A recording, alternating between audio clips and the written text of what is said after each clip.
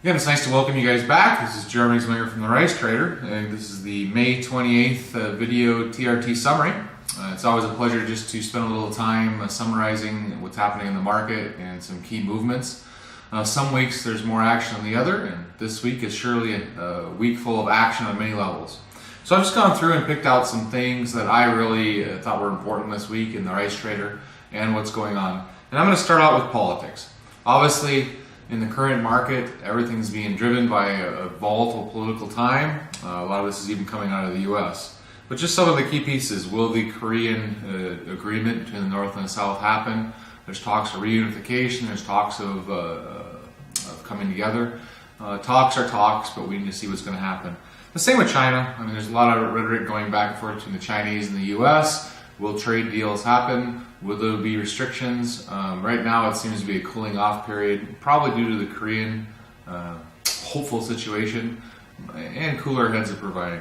Also in the U.S., we can only see what's occurring right now with the lack of a farm bill.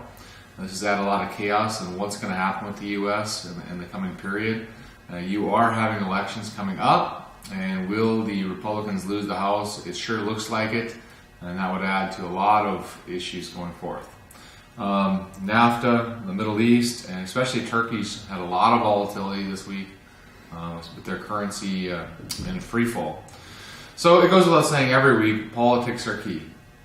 But let's get back to the trade and economics. So what are the key thing I see, back to more the TRT and trade? The first thing is just the dramatic fall of the U.S. rice futures. You're talking about $1.50 a hundredweight in a week. It was 13 plus, and it was 11.50 yesterday. I mean, you're seeing the U.S. start to come back to the Asian markets. You see this in offers as well, where we saw the U.S. drop to $5.95, but still, Thai rice is quoted up at $4.45. So while really only Thailand showed any increase, which we'll get into, the rest of the origins were down. But the U.S. needs to drop dramatically to be anywhere in line with the normal trend. We've said this week after week. The U.S. market can't be quoted at $5.95 when Thai rice is $4.45, or you're just going to start to push into markets. This is made worse by a very large crop that's going to be planted, or relatively is planted already in the U.S. This is going to be difficult for the U.S. players because they need to find new markets. Which goes back to our first piece. They need some political markets to shake loose. They're hopeful for Iraq, and Cuba, maybe China. And if these things don't happen, there's a delay. The U.S. will not have the ability to sell this crop and definitely can't compete on price or quality. So we see a lot of negativity in the U.S. and they really need to retract almost probably $100 a ton unless Asia comes up dramatically. Which really gets into my next point. We have to remember that stocks of rice are exceptionally high. Well, to quantify this, what does exceptionally high mean? We have rice stocks right now at the highest level since 2000, 2001. And obviously that was the $200 a year. I mean, prices were dramatically lower.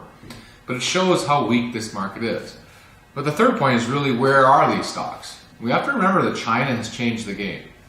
China has moved from being in deep need of building stocks to have significant stocks of the major grains. So where these stocks are have dramatically shifted. And this must be watched too as we move forward.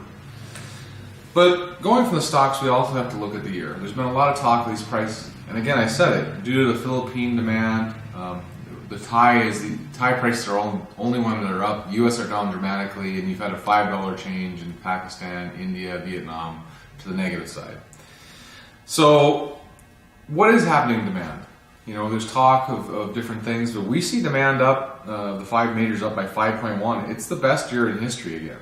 So a lot of this talk of where demand's happening, what is occurring, the reality that we see is demand is up by 5.1%, which is a record.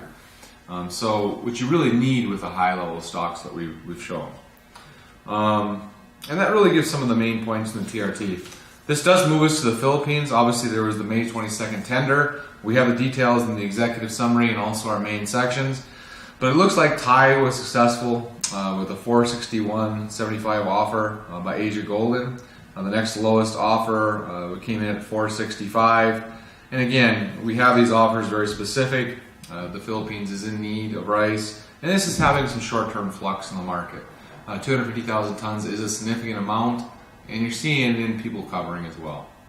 Outside of that, you have the normal action going on with a heavy year. I mean, we still see India up over Thailand at almost 5 million tons already, where Thai is about 4.4 so far through the year. Vietnam is up 12%, about 2.6 million tons exported through May 22nd. And again, Pakistan, and we have a special section on Pakistan this week, is up about 20 to 25% on the year. And I would take time to look at what's happening in Pakistan, the difference in movements, and where the shipment changes are occurring. And there's even some very interesting increases in the Asian markets. The one exception to this is, of course, what we've talked about earlier, the U.S. The U.S. is actually down in the year by 18%. And with a bigger crop coming, it's going to have to ship very fast. You know, this is since the beginning of the calendar year. So, just in the last summary, I would again look at the Pakistan section. And we do have a special section I'm just going to talk about briefly on Broken's market. Each week we do a special section. You know, we'd like to move from one specific country, like last week was Thailand, this week is Pakistan, and then to also talk about fragrant, basmati, and other markets. This week we did it on Brokens, and just to give you a quick summary, what do we see? We see that 2017 was a very good year for white Brokens. It was up from 2016, 2.4 to 2.9 million metric tons. 2018 looks very strong, and perhaps has a chance to beat this, although fragrant Brokens are definitely going to be off on the smaller Thai jasmine crop.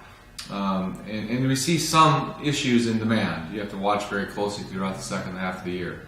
So again, this is a brief summary. Section 10 goes in much more depth, goes country by country, and really breaks down this market very well. As always, I can only summarize the TRT in from 5 to 10 minutes in brief format and give you some key points. Again, I do see it as a volatile time. We do have very high stocks, which will make tough ability for prices to run. We also have Cambodia, Myanmar, and other folks, including China, exporting, which complicates this. It's even not in the 5 major exporter chart that you see in Section 3. So it's a very interesting year. In the end, we have big events coming up. August 2nd, we have the Lord of Rice contest in California, and we spent a bit of time on that in the last few weeks. It's going to be a large event with bands and such, so if you have the ability to come out, it's going to be a great event here on August 2nd. And of course, we have the World Rice Conference, which you'll see the flyer in this week's TRT. Definitely look to book early. Cheaper prices will end on July 12th. So get in and register. It's going to be an amazing time. And it is our 10th anniversary, and I'm very much looking forward to this year. With that, I'm going to sign off. Again, there's much more to see in the TRT, and this is just a brief summary we give you. It's a pleasure to be able to talk, and I'll see you guys next week.